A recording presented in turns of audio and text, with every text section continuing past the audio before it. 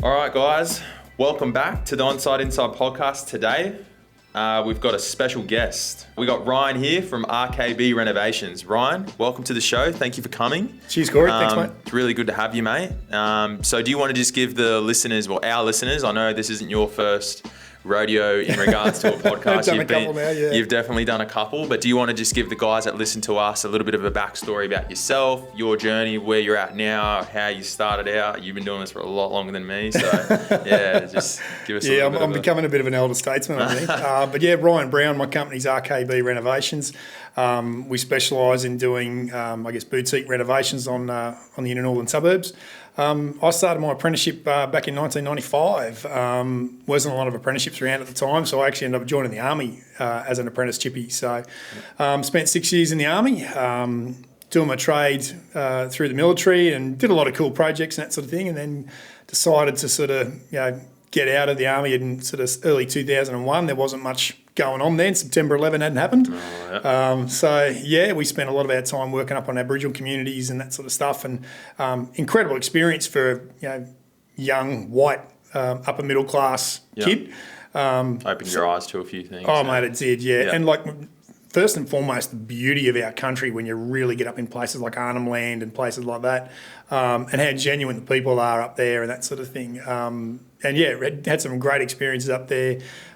Anyone that's been in the military will tell you that you make the best friends you'll ever make in the military, and I've certainly done that. All my close mates are guys that I've served in the military with, and 25 years later, we still catch up once a year, a lot of us, and talk about how good we once were and that sort of thing. But I got to the point where it was sort of go down the promotional path or get out, and I say to a lot of guys, I was based out of Nogra, and I'd be in my ute going to work on the army base, and you'd see tradies driving past with the ute and the trailer and the dog in the back, and it's like, God, I want to just do that. I just want to do that. I'm sick of going away. I'm sick of the military sort of side of things. So decided to get out and basically just started working as a chippy. So had to sort of shop myself around to a few builders. It wasn't I guess the labour-friendly market is what it is these days. But I sort of got out of the military. It's probably not the best way for me to do my trade. Still got it done, Still got it done, still came out qualified, but you just weren't on the tools every day like a normal apprentice. So what were some of the stuff that you were doing during that? Basically what we'd do is you'd sort of start off your apprenticeship at a place called the Army Apprentice School down near Albury-Wodonga. And you do all your TAFE components. So what a normal apprentice does, 2-3 weeks a year at TAFE, we would do full time. And then on top of that, you're doing your military training as well. So you kind of work roughly in a school term where you'd sort of have, say, your term time where you're at TAFE doing the theory sort of stuff and doing your kind of more hands-on stuff. Mm-hmm. And then when the TAFE instructors would go off on holidays, that's when we'd pull the camo gear on and we'd go out bush and we'd practice all our infantry tactics and your soldering stuff. Yep. You still had to do drill in the morning, iron uniforms, shave every day, and all that sort of stuff. You had all that sort of side of things. Yep. It was a great experience, and I still say to people now, if you're young and single and you want something a bit different in life, the military is a great way to go. Yeah. So I think it gives you a good foundation of life. It did for me, especially for the young guys out there that if they're 16, 17, some of them need it. Definitely. You know what I mean? Just that structure. And that's what I sort of found. Like, mum and dad weren't strict, but I come from a really good family, and then coming to the end of year 12 and knew I wanted to be a chippy. I'd done a bit of work experience. My dad was a builder, wasn't working as a builder at the time, but I was doing some work with his mates, and I decided carpentry was where I wanted to go.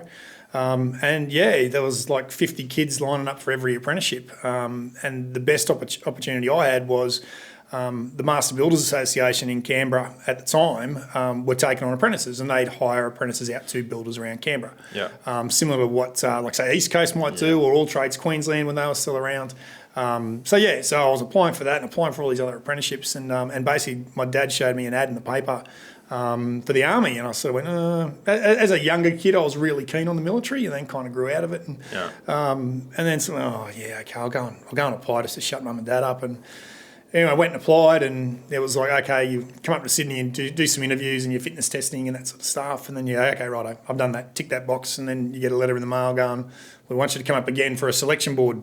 said, okay, righto. So you sit down, you get interviewed, and a bit more formal, and same thing. They go, righto, well, don't call us, we'll call you. And you go, yeah, okay. And then, just one of those sort of sliding doors moments. I thought I'd missed out, and then get a letter in the mail 4 days before the enlistment ceremony saying you've got to be in Sydney on the 16th of January, bags packed, ready to go in case someone pulls out on the day. So I was kind of their emergency reserve. They'd picked, there was 15 carpentry positions, and I found out years later they had nearly 2,500 applicants. Oh, so it was actually quite popular. It was very popular again. And you were just going in there. Yeah, I was kind of just doing it just to shut them down. And then, so I rocked up to the recruiting centre in Sydney, and I'll never forget this bloke. Sergeant Wayne Berghoff was his name. And he calls me up to the counter. He goes, Ryan Brown, where's Ryan Brown? And yeah, it's me. And he goes, you want the good news or the bad news? And I said, oh, what's the good news? And he goes, oh, some bloke in Perth hasn't turned up. You're in. I went, oh, shit, okay. And I said, well, what's the bad news? He goes, you're in. I just sort of looked at this guy, and you're 17 years old. You're like, okay. You didn't quite get the joke. You were like, I'm confused. Yeah. So anyway, I had to go downstairs, get mum and dad to sign some paperwork, and he said, right, be back up here in half an hour for the swearing in ceremony. So, yeah. Just like that? That was it. And then next thing I'm on a bus down to Kapuka to do my recruit training, and that was it, mate. Yeah, so that was the army starting off. It was a bit of a shock to the system. Yeah. So, but yeah, look, made some great mates through there. And so when you sort of got through your TAFE component, you got posted from Albury up to Sydney, and that's where you did your on-the-job training. Yep. So you were based in Sydney, just near Holsworthy Barracks, and you'd go out to work with civilian builders every day. So you actually did get exposed. And we called it civilian detachment. So you get detached with these civilian builders. Yeah. So you did get exposed to normal, average, everyday building sites. And so, you still lived on the base, and you were still a soldier, and you ate at the mess and that sort of thing. But, the hair got a little bit longer, and, the earring might have slipped back in and that sort of stuff. So, so we did 12 months on-the-job training in Sydney. And that probably really woke me up to, hang on, I'm really behind the 8 ball here, because you're working with civilian apprentices. And these guys, I was a second sort of start of my third year sort of thing.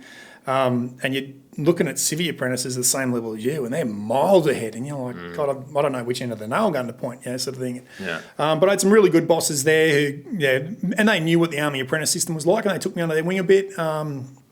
Was that more of like an incentive for them to use? Like, were they paying you, or was that just like... So they got us for free. Yeah, so it was more of like, an extra set of hands. So basically the Army had contacts with these guys, and they said, right, I'm going to send you some apprentices. You've just got to train them, we'll give them to you free of charge. Yeah. So that was 12 months in Sydney doing that, and then got posted up to Brisbane to a construction squadron that was at Enoggera at the time. Yeah. I think they're at Amberley these days. But so I was basically still an apprentice. I was sort of in my second half of my third year. And you were getting paid, obviously, throughout this full period. Getting paid through this whole period. So, you're making a bit more money than what a civilian apprentice was at the time. So, and you're living on the Army base. Your living expenses were bugger all. Yeah. Oh, I wouldn't say you were saving a bit of money. You were out partying a fair bit. Army's got a pretty good culture like that. Yeah. So I got up to Brisbane, spent 3 years up here, posted up here, and loved the place, and sort of thought, this will do me for a little bit. And then, years later, met a Brisbane girl and thought, this is it, I'm not going too much further. And the rest is history. And the rest is history, mate. Yeah, that's right. So, we spent a lot of time working up around Arnhem Land, mainly doing housing up there, roadworks. So our squadron, theory was you'd drop us in the middle of nowhere and we could build you a town. So we had plant operators, chippies, plumbers, sparkies, labourers, all that sort of stuff. So I spent 6 months in Tonga working over there, doing a project over there, and that was kind of my military career, mate. Yeah. So did you basically, when you finished your apprenticeship, was that like did you jump out straight away, or did you stay with them when you were qualified? You had to stay in. So you had how did that work? Yeah, so they had what was called a return of service. So I originally signed up for 9 years. Yeah, so 4 year apprenticeship. I've heard of this. 4 year apprenticeship, paid back 5. Yeah. And then they changed the training structure when we were about halfway through recruit training, so pretty early on. So basically the Army sort of changed their structure, saying, well, we'll have you qualified quicker, and so your contract went from 9 years back to 6. Mm-hmm. So I'm like, shit, okay. So I discharged at 6 years and 5 days. So, but I'd sort of gotten to the point where I enjoyed it, but I knew it wasn't what I wanted to do forever. Yeah. So I'm like, okay, let's get out now. And again, like it was pre-September 11, we weren't at war, there wasn't that much going on from a military perspective. So you're like, okay, come on, time to get out. Yeah. 9 months later, Osama flies the planes into the buildings and changes the were whole. You like, I wanted to be back in there. Oh, never seriously. And you'd get mates that were still in that would ring you up, and there was a term we had called a retread. So if you were a retread, if you got out of the army and then got back in again, you were called a retread. Yeah. And it was a very derogatory term. I was no effing way am I being a retread. So that was probably once or twice I was seriously tempted, but I'm like, no, look, I'm out, I'm done. Yeah. I had my sort of career path I wanted to go on, and I'm like, no, this is it for me. I've done my time, loved it, but the future's in a different direction. Yeah, because I got a family friend that talking about that that contract and that setup. So he did a Sparky apprenticeship through the army, and his was actually quite lengthy in the sense that he had to actually stay in for quite a while, and he's now back in Brisbane, but one of his biggest things was he was just sick of working, getting posted here and posted there, and always living in like remote communities and stuff like that. He could never, his family was always in Brisbane, and even years after he was already qualified, he still had to stay there.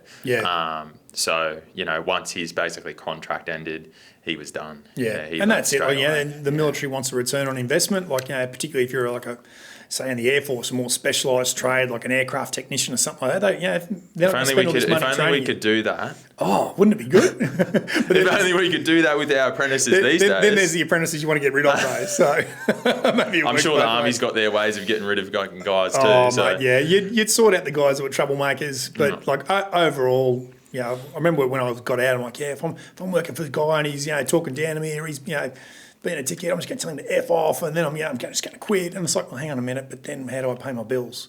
Oh, whoops. Maybe I can't say that. Maybe I just sit here and shut up and just do what the boss tells me. But mate, 6 years, it was a great experience, and it was sort of set me up. It's funny the amount of little lessons you learn back then, which has benefited me through my career. Yeah. So now, fast forward. I know there's obviously a massive gap between that and what you have now. Yep. So so you're obviously a builder now. Yep. Yeah.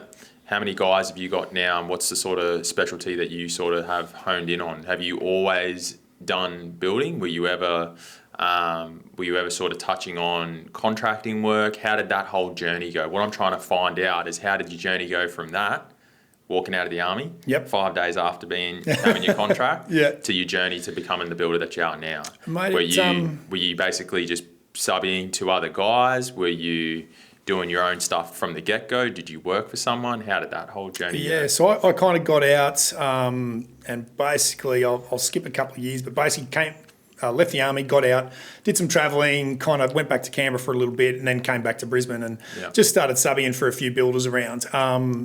The new home market never really interested me. I was always drawn towards renovations. In my mind was that if I wanted to kind of learn the bits and pieces of my trade that I didn't get in the military. So went out and just, trailer on the back of the ute and, got that dream of the dog in the back and everything else, and just subbing into a bunch of different builders. And as one guy sort of run out of work and let you go, you'd get up at 6 o'clock in the morning on a Saturday, go and get the Courier Mail and go to the employment section. You'd read through all the ads for carpenters and, I'll ring that bloke. And you'd be ringing guys at 7 o'clock on a Saturday morning. And that's how you chased work back then. Now it's the similar thing. It's just on Facebook. Yeah, that's right. It's Facebook groups, isn't it? So it's the same. So I sort of did that for probably 6-7 years, and then knew a builder was where I wanted to go. So back then it was 2 years at TAFE, a couple of nights a week. Doing your Cert 4. So did that through the TAFE system, and then kind of was working for a builder at the time who did a lot of high-end luxury homes and renos, and loved that work, loved the detail in it, loved the scope of it, that sort of thing. And I thought, this is what I want to do. And this particular builder who's still running now, I just said to him one day, we just finished building a house for him, and he'd split a couple of blocks on the river at Yeronga with some mates that he was doing a bit of a development on. And I just said to him one day, I said, look, how did you get to doing this sort of stuff? And he just said, he said, I just started small and kind of built my way up. And he said, I was kind of lucky that, mates, when I went out on my own, he said he'd gone to Churchie, he'd gone to school there, so had a lot of private school buddies, and their parents had money, so they were like, oh well, let's give. Hey, we want to renovate the house. Let's get young Scotty over. And he said just built it up from there. And he was the first boss I really looked at and went, you know what, I want to be you. I want to be you. So when my turn came, he was really good, wrote me my references to get my builder's license, that sort of thing. So I had my ticket, and I thought I've got to kind of pay him back a bit. So I hung around about 6 months. But you had that low-rise builder's license burning a hole in your pocket. Like, come on, I've got to go. And then my first job really just fell in my lap. It was a mate's in-laws needed an extension done. And he said, oh, are you interested in doing it? And I went, yeah. And so I told my boss I'd finish up, and I said, I just want to go and do this job. It's kind of my first crack, and then I'll give you a ring and come back. And he was very open to that. Beautiful. And then one job led to the next. So that business was called, I called it Origin Builders. And I just went into sort of specialising that high-end new home renovation architectural sort of market. That punched out about 6-7 years. And like a lot of guys, I knew it all in theory, but I didn't know how to run a business. So isn't it funny talking about that? I was literally talking to a guy this morning about that anyone can go out there and get an ABN. Anyone can go out there and get a QBCC license, and they get you to do that bullshit manager course. But there's no actual course or qualification that should get you to actually know your numbers and know what you should actually be charging and stuff. And no one said, even my accountant at the time, it was a great bloke, no one sat me down and said, okay, this is how much it's going to cost you to walk out the door, and this is how you add markup and margin to your quotes and this sort of stuff. And I'd work out my quotes and I think put on 10%, and I'm thinking I'm killing it. I'm making 200 grand. Oh, mate, look at me go. And I literally, and I've got to admit, I cringe a bit when I think back to younger Ryan, but I thought my shit didn't stink. And I'm just sort of like, I'd made some contacts with some architects through working on projects for my old boss. I'm on the phone to them. Hey, it's Ryan. I used to work for so-and-so. Hey, I'm out on my own now. And of course, one architect in particular, whose name I won't divulge, but pretty big time architect. Next thing you know, he's just sending me plan after plan after plan, and I'm thinking, oh, look at me, look at this work I'm doing. Oh, babe, I got so much stuff. Superstar builder. I thought I was killing it. And anyway, so I'm pricing these jobs, not realising I'm 150, 200 grand cheaper than the other builders these clients are talking to. So that business went down hard, and it just got to the point I'd probably been married maybe 18 months, had brand new baby girl, and then all of a sudden I'm like, where's all this money? Where's all this money I'm supposed to have? And I'm going through, like, there were jobs my carpenters were making more money than me. And I'm like, this isn't right. What's going on? And I had a great foreman come and work for me who'd done a lot of, like, super high-end homes down in Sydney. Same thing. He went bust down there. Business partner ripped him off and moved to Brisbane for a fresh start, and basically just rang me up and had sort of seen me around. He said, oh, look, do you need someone? I said, oh, yeah. And so he came on as a foreman, and he saved me from going bankrupt, that guy. And he'd sit me down, and he was the guy who'd be talking to me about margin and overhead. I'm like, why don't I know this stuff? So I got to the point where I had to close that business. And I was fortunate to be able to walk away. But we had to sell the house. We had to borrow money. We had to go to the bank and paid all my debts out, didn't go bankrupt. That was a big kick up the arse. I love this because it takes, oh man, I take my hat off to you because business is such a hard thing. It's like the hardest thing that you'll ever do. And to be able to, stand there and say that you fucked up and, you pay everyone out, you don't owe debts, everyone got paid, you pay out your taxes, you super, all the bullshit, and you start up again, like that's something, it's easy, I find anyway, that it's easy just to, you see builders left, right and centre, or developers or whoever, companies left, right and centre just drop and folding. They never hear about them again. And I still remember, it was 2012 would have been, Anzac Day 2012, and I would normally be out on the turfs with my only mates all day. And I had this job at Clayfield that I'd quoted up, and it was the first job under that business that I'd actually quoted properly, and it turned out to be an $800,000 renovation. And the client needed to meet me that day to give me the yes or the no. So I said, no, sorry boys, not drinking today, I've got to go meet this client. And this guy sat me down, and his wife was quite ill with cancer. And they were trying to get this reno done so that she could move out of the hospital back into the house to sort of live out her final days. And he said, look, my wife actually passed away 2 weeks ago. I'm like, all right. And he said, look, mate, we're just not going to go ahead with the reno. And I was needing this one to get me out of the shit. Mm-hmm. And I just remember getting into my ute and bursting into tears, knowing it's all over. That was it, yeah. And, that was it. Yeah, so I get home and I'm just sort of sitting on the couch staring at the wall. My wife and baby girl comes home and my wife's looking at me going, what are you doing here? Why shouldn't you be at the pub with the boys? And I just said to her, it's all over. I said it's all over. And so we had some pretty hard discussions with the accountants who just said to me, and they said, look, okay, well, we'll start bankruptcy proceedings, blah, blah, blah. So I went, whoa, no. I said, I'm not going bankrupt. You still with that accountant? No, he unfortunately, he passed away a number of years ago. But that was, and he just looked at me and he goes, well, look, he said, you've got the assets to get yourself out of trouble, but he said, you're going to lose everything. And we did, having to go to my in-laws and say, look, your big-time builder son-in-law actually ain't so big time. And, so I was very lucky. I borrowed money off them, borrowed money off my brother. The bank, thankfully, my wife is a very successful businesswoman and we were able to borrow money under her income. Yep. So, paid out all our debts, closed the whole business down, and then, went and got a job. So, hats off to you and your wife. That's a hell of, Even she said to me, she goes, look, I don't want to walk down the street and think people are going to come knocking on the door. And we had subbies that would knock on the door at 8 o'clock at night. We want to check, where's our effing money? We had one company who rocked up with a truck to take furniture out of my house as collateral until I paid their bill. And I said, mate, look, you see the for sale sign up out the front? I can't sell the house with no furniture in it. So and had to have some very, very hard conversations with, and some of these subbies were some of my best mates. And you're like, look, I can't afford to pay you. I don't know when I'm going to be able to pay you. My plumber at the time, I owed him nearly 50 grand. Yeah. And he just looked at me, he goes, Brownie, he goes, I trust you. And he said, I know you'll get it to me, mate. He said, don't stress out. It's all good.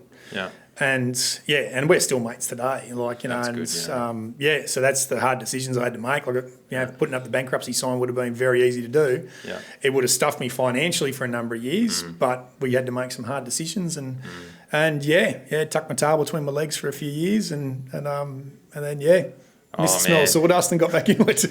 And I used to hair on my arms stand up because I can resonate with it so much. Like that's my journey is, I wouldn't say is to that extent, but, my old man, we went through phases of, nearly bankruptcy. We had a family member that, we lost a lot of money and it was, man, tough times. Like you're talking like sleeping on floors, and you're selling things left, right and centre. At the time, I'm getting sort of like well-meaning advice from people who just shouldn't have been given it. And it's like, so, you've done no money to pay the bills. So the bank says, oh, hey, we'll give you a 20 grand overdraft. That'll help you out in the short term and you'll be right, mate. Yeah.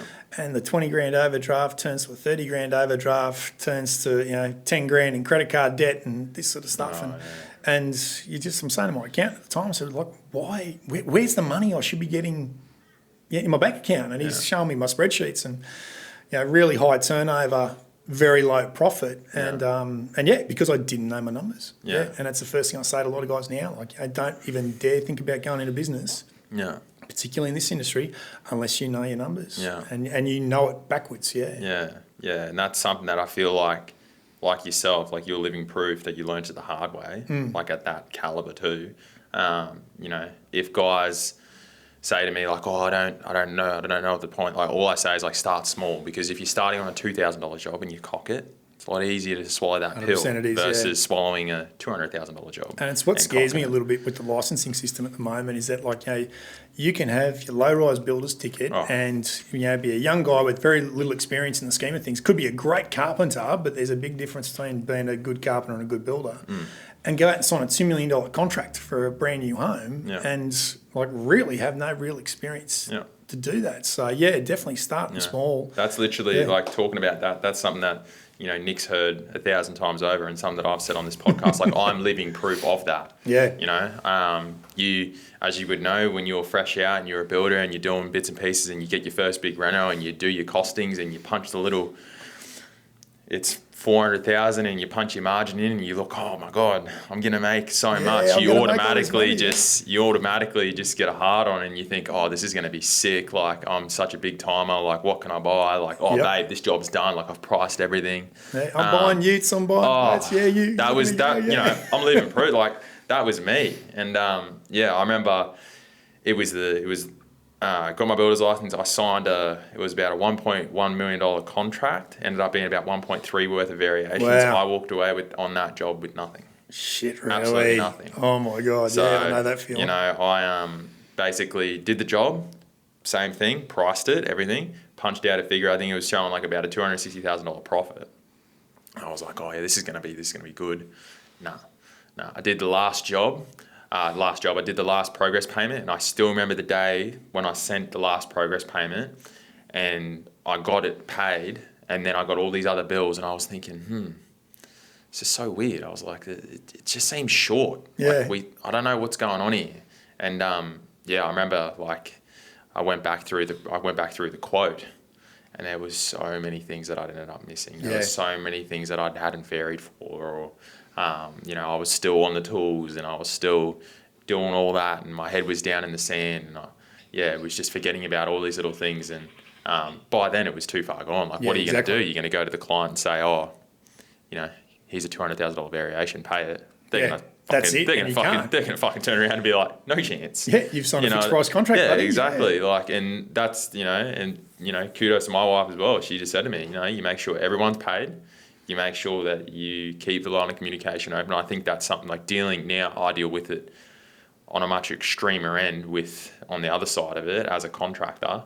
And I feel like as long as there's a communication there where the guys say like, listen, I don't have the money right now, but I promise you I'll pay you next month, or I'll pay you in increments. Like, that to me is worth almost more than the actual invoice. Yeah. Because I'd rather that than dodging calls or coming back with, Nick would know, like the amount of times that I get far-fetched fucking reached on, say there's a $40,000 invoice or whatever, and it's like, oh, you forgot to shoot on one piece of skirting, I'm going to withhold the 40,000. Yeah. That's the stuff that I deal with. And it's like, okay, like, come on now. Like, exactly. You're telling me on the 30th of the month and it's going to be the 31st tomorrow when it's due. Like, that's the stuff that I deal with on the daily. And it's just, I'd rather them just be up front and just be like, listen, like, I can't pay you in the full right now because our thing's tight. But I'll give you half or something like that. Yeah, exactly. And that's the thing. And as I learnt through that experience with my last business, that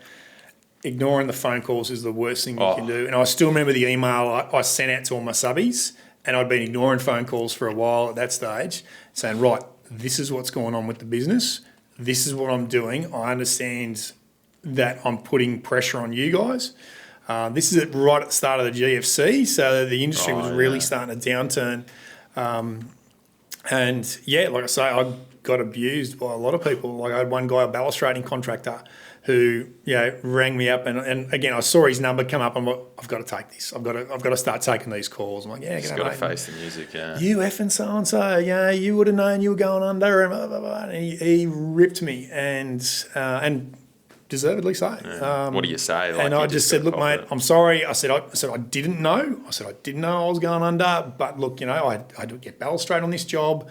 I said you're going to get paid. And anyway, he started getting a bit too personal with the abuse. And I just said, well, look, you keep going. I said, but your invoice is just going to the bottom of the pile. I said, there's plenty of other invoices above yours, mate. Yeah. I said, we've been working together for a while.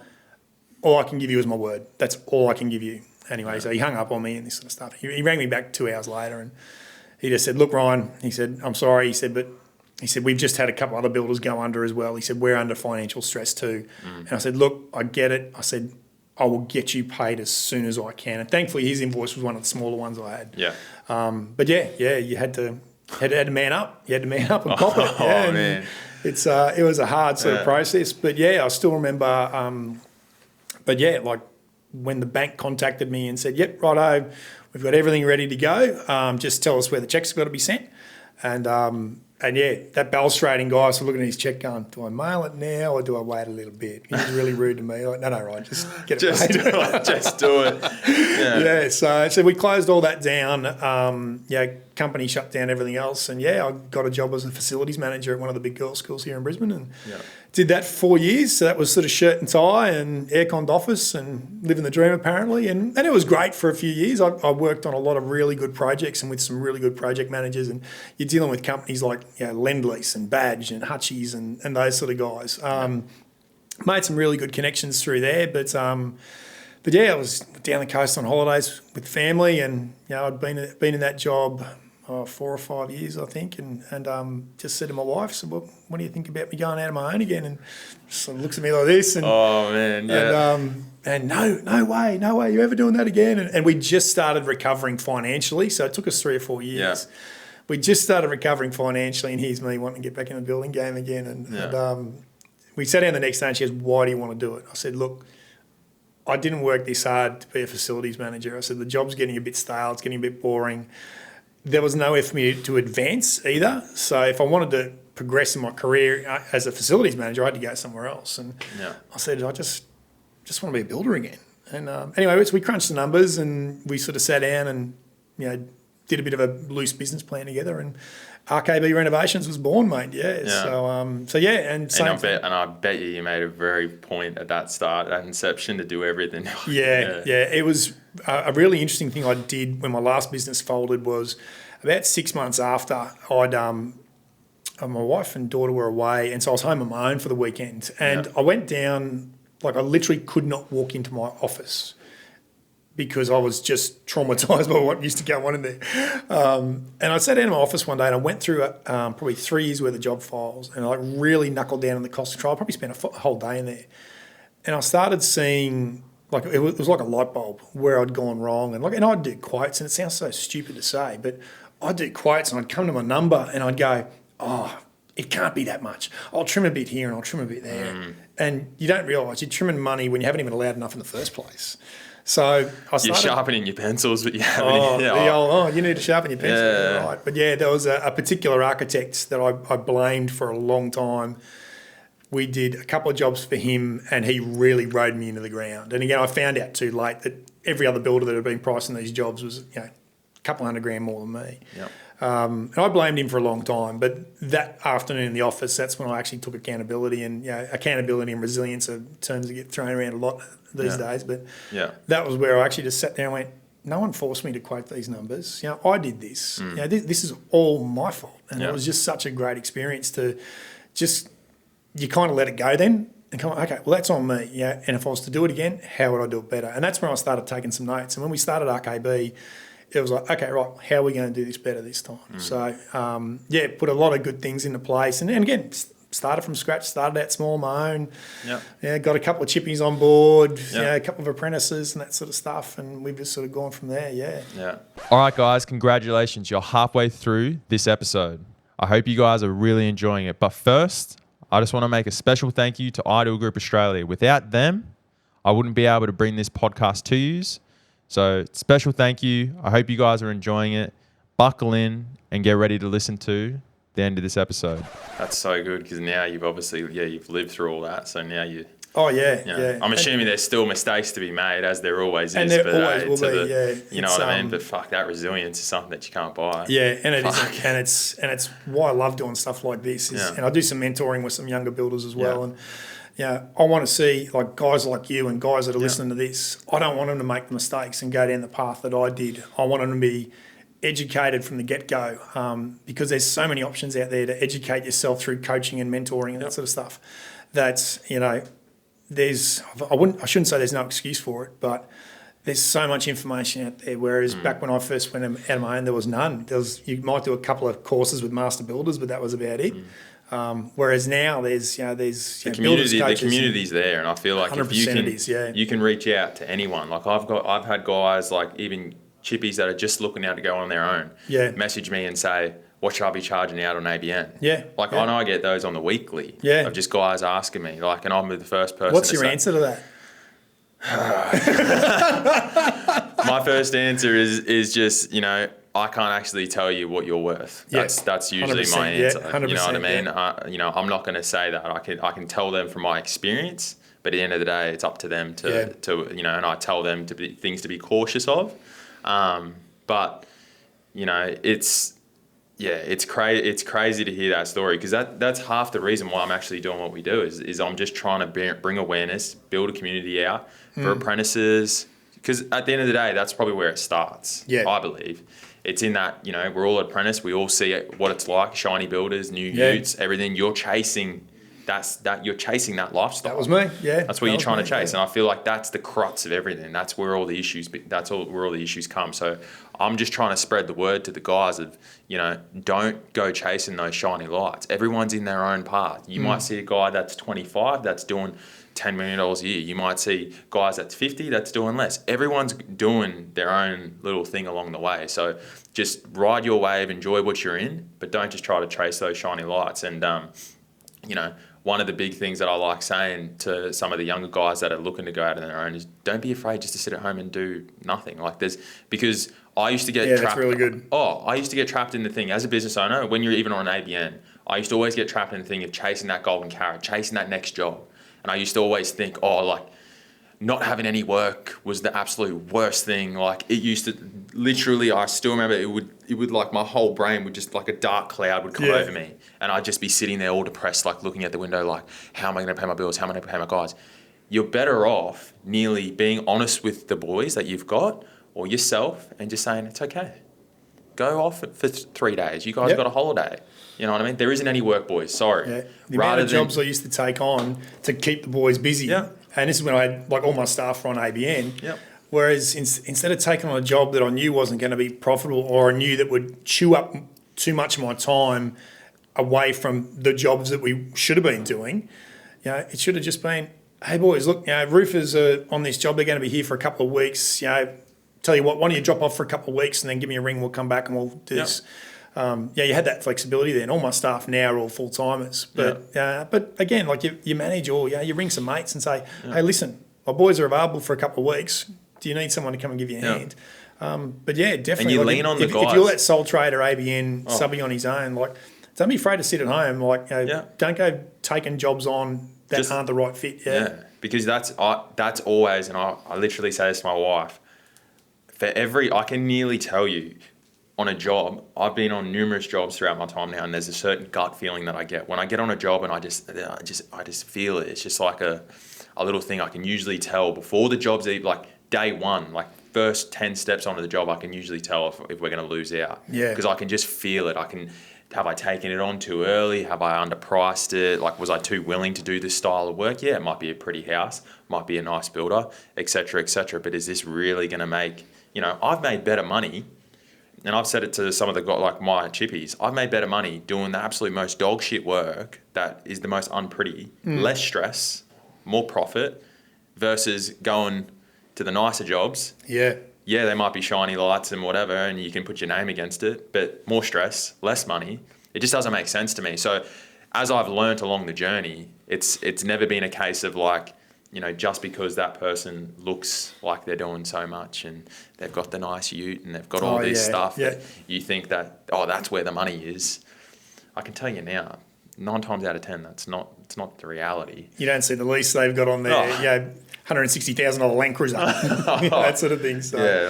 But and if you want to drive a $160,000 Land Cruiser, good on you. Yeah. But factor it into your numbers and make sure that you can afford, to basically run your business with that sort of level of sort of overhead. And stay as lean as you possibly can. And that's something that's really I've really sort of subscribed to since starting RKB.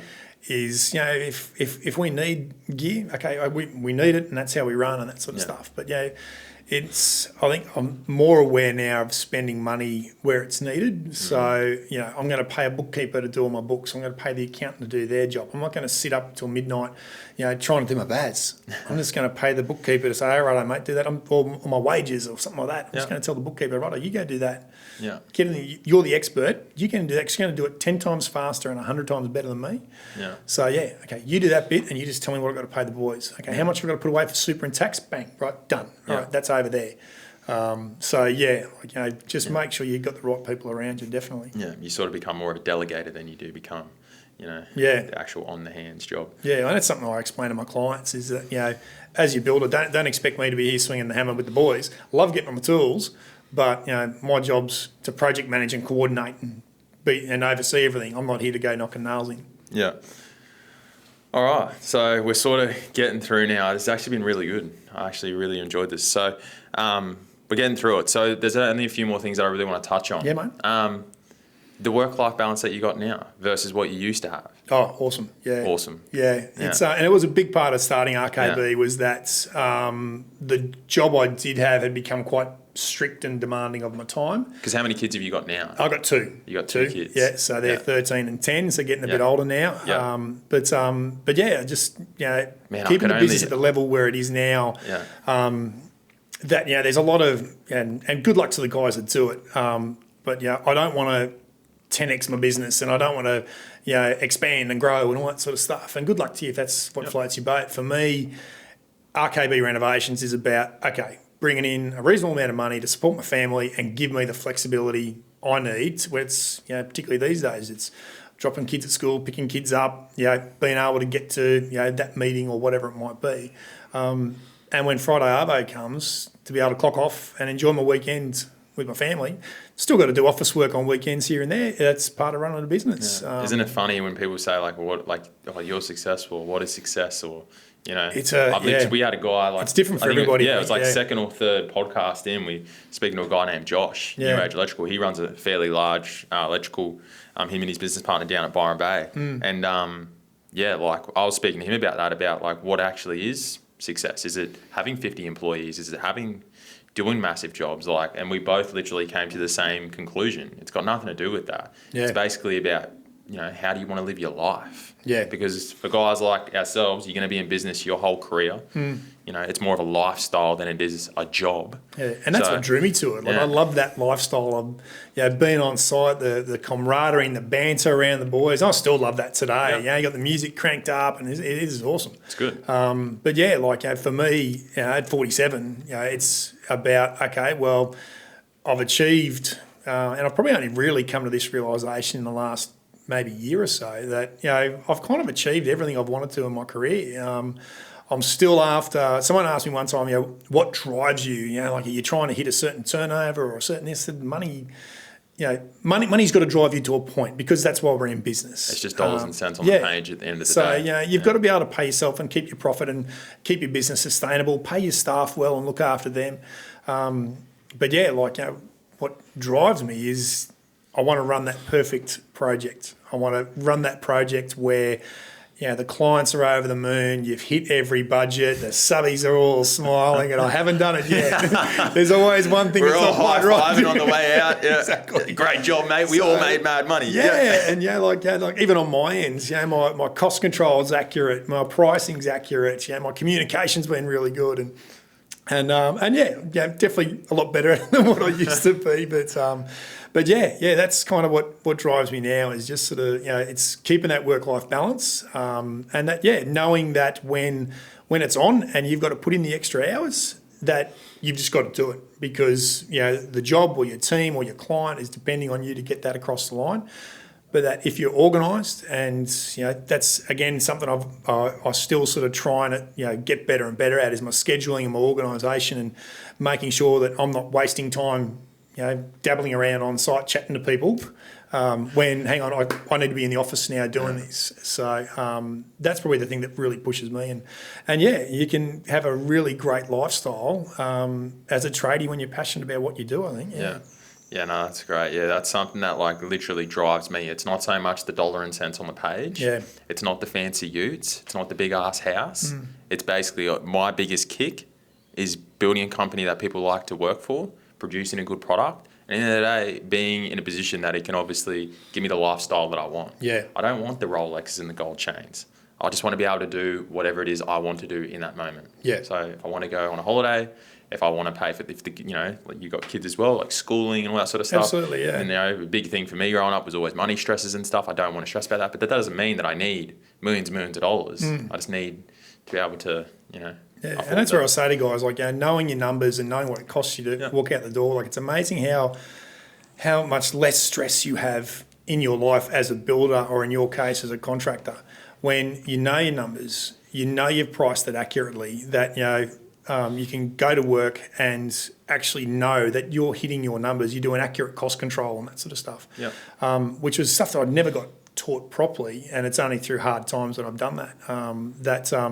Now to sort of be organised and like you feel it in yourself that you're not stressed, and that okay, right, cool, okay, what else have I got to do today? And you go down the checklist and go, actually, we're looking pretty good. Ring the boys on site. How's this going? Is that going on? Yeah, good. Yep, cool. Everyone's there. And I'll say to a lot of people, like, when things are running well, I'm the greatest builder in the world. Yeah, I can. Oh, this is a piece of cake. Yeah. It's when things start going wrong, that's when you start earning your money, and you sort of go, okay, right. Well, what are we going to do now? But it's a good thing for you now as you walk that path to be able to have that.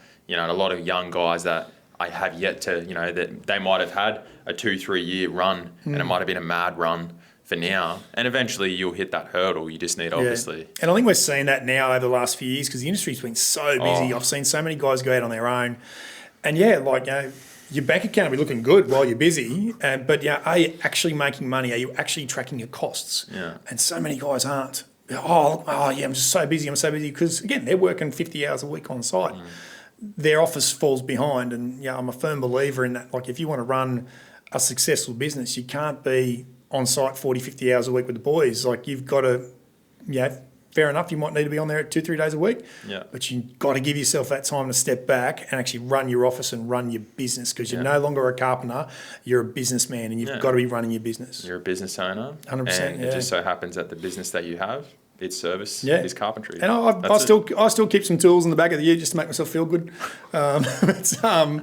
I think it was my cabinet maker a couple of weeks ago saw me pull the nail bag on to give the boys a hammer or something. He goes, "Oh Jesus, has that got dust on it?" And go and get stuffed. I remember saying there was we're dealing with this site manager at the moment. I remember him just jokingly saying to me, he goes, Corey, when are we going to see you with the nail bag on? And I looked at him, his name's Thomas. I looked at him and I said, Thomas, if you see me with my nail bag on here, on this job, we're in trouble. Yeah. You know what I mean? I just said to him, and he laughed and he got it, and I just said to him, I said, that's a bad sign. Yep. Because that just means that fucking something's happening. You know what I mean? Fucking money's tight. So I had a chippy say to me years ago, I'd rocked up on site. I was giving the boys a hand to hang some plasterboard for a couple of days. And it was maybe like day 3 of the week sort of thing. And he says to me as we're packing up, he goes, geez, you must be pretty buggered, Ryan. I went, no, well, what? And he's like, oh, this is the first good few days of work I've seen you do since I've started working for you. And my other carpenters are just going, oh no. Ooh. And I'm going, well, okay. I said, want to know why you don't want to see me on site? Yeah. And all of a sudden, this young guy's just realised, oh, hang on, I've poked the bear. Yeah. And I said, mate, because if I'm on site working with you blokes every day, it means I'm not quoting the next job which keeps you employed. Yeah. And I'm not running things properly if I'm here on site. So I'm happy to jump on board and help out. I said, but just remember, I said, everything you're doing for me now, I've done 100 times over. Yeah. I said, so, just because, I'm just calling in on the daily, for half an hour or so, just checking in. Yeah. I said, doesn't mean I'm sitting home with my feet up watching TV. No. So, But, that was quite a funny one. He's like, oh, okay, probably shouldn't have said that. Yeah, no, I still remember, and this is probably more like, this will probably resonate with some of the guys that are listening that are starting out their journey. Like everyone, we made a video about this a while ago about chasing this whole theory about, guys wanting to get off the tools. Yeah. And I feel like even now it's becoming more and more, especially with social media, it's becoming more and more present that's the status quo. That's what everyone should be. I'm going to run this massive company and I'm going to be off the tools. I'm going to be sitting here like this. Yeah. For me, it was never something that I ever chased. It wasn't. I didn't start out in carpentry or qualified or had a trailer. It was never something that I looked at and I went, "That's what I need to do. That's where I need to get to. That I want to be sitting in the office for 8 hours. Like that's my thing." It just sort of happened organically. It happened with the guys that I had employed. It was a situation where we were just hitting a glass ceiling, and they actually said to me, they said, "Listen, if we want to go to the next level, if we want to unlock capacity in regards to the work that we do, get in the door with certain people, I'm going to need to take a step away. Yeah. So it wasn't ever a case of something that I was ever trying to chase. And I feel like, the amount of apprentices that I've spoken to, and that's what they're thinking. And I just say to them, like, don't get in it if that's what you're thinking of doing, because you'll either jump the ship too quick. Yep. And you just won't know what you're doing, or it will just never happen. So, for me, it just sort of organically happened over, I was doing those 2-3 days. I got in there a little bit more. And then, one of my leads just said to me, he said, you're literally more of a nuisance here. You're getting him away. Yeah. Because it was a power struggle as well every time. As you would know, like, yep. it was one of those things. Every time I was there, I was almost taking the light away from my supervisor or lead carpenter at the time that, as it would be natural if you're employing 7 or 8 guys, when the boss rocks up, they're all gonna. Everyone goes to the boss. Yeah, everyone goes to the boss. So it was one of those things that I had to remove myself from the environment to give those guys the opportunity to step up. Yeah. And yes, with the first 2-3 months, it might have dipped a little bit, but now, polar opposite. Yeah. You know what I mean? I didn't even need phone calls. I don't need nothing. And that's just been something that we've worked on very slowly. And is that the processes you put into your business? Very something slowly that we've worked on, and the guys love it. Yeah, the guys absolutely love it. They love the responsibility. They love the more leniency that I can give them, the more processes that I can get them involved in. They love it. Yeah. So now we're in talks of bringing one of them in as like an operations manager, and sort of molding him into that. So that's another avenue that we're sort of taking. But obviously there's heaps of things that have to fall into place for that to happen. And so massive. Yeah. So you got to trust your team on site. Yeah. So all right. Well, where are we at? Yeah, it's good. That's good. So now we like to end the podcast with a bit of a fire round of questions. I don't know if you've done these, so don't worry. I've listened to a few of your podcasts. I'm feeling like a guinea pig here. Yeah, right. So it's not really, there's nothing too personal. It's just, I'm going to ask you 5 questions. You're going to answer them as fast as you can. Okay. And then this is going to be something that Nick's going to chop up and we're going to use at a later date. All right. So here we go. Right. So timber framing or steel framing? Timber framing. Hamptons or modern? Modern. Milwaukee or Makita? Makita. That's a good one. North side or south side of Brisbane for work? North side. North side? Yep. You live on the north side as well? well? Live on the north side. I don't cross the river. Best trade to start in? Sorry, say that again? Best trade to start in? Carpentry. Carpentry. Yeah. Everyone else follows the chippies. They don't admit it, but they know it. All right. Well, that's it for this episode, guys. I hope you guys got some sort of insight into what happens running a business and the triumphs and the fails of our stories. And thanks for listening. And Ryan, thank you for coming on. Cheers, mate. Pleasure being here. Thank you very much. All right, that's right. Hey guys, thanks for listening to this week's episode. If something hit home for you, it would mean the absolute world to us if you could like and share this podcast with someone else that would benefit from it. Tune in to next week's episode, as this will be one that you don't want to miss.